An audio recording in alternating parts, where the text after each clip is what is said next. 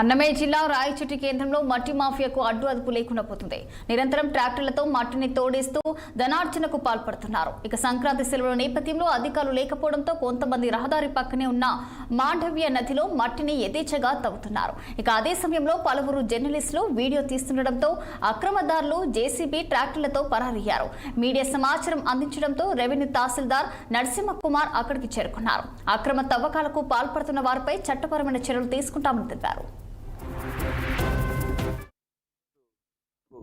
విలేకరుల ద్వారా అందిన సమాచారం మేరకు రాయచోట్లోని గాల్వీడ్ రూట్ లో అంటే మన మదనపల్లికి కలెక్టరేట్ కి లింక్ కలుపుతున్నటువంటి రోడ్లో 252 హైవే పైన 252 సర్వే నెంబర్ వావుపురం బోగా ఉన్నటువంటి సర్వే నెంబర్ నందు మట్టి తోలుతున్నారనే ఇన్ఫర్మేషన్ లభించడంతో నేను కార్యాలయం నుంచి హుటాహుటికి రావడం జరిగింది.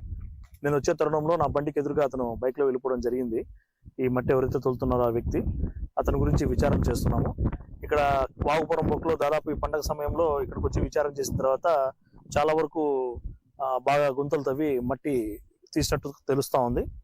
మేము చాలా వరకు అందరికీ కూడా ఇప్పటికే చాలా స్ట్రిక్ట్ వార్నింగ్స్ ఇవ్వడం జరిగింది. వాగుపురం వాగుల్లో కానీ వంకల్లో కానీ ఎవరన్నా మట్టి తోలితే దానికి చాలా ఇబ్బంది పడుతుందని దానికి ఖచ్చితంగా చర్యలు తీసుకుంటామని చెప్పడం జరిగింది.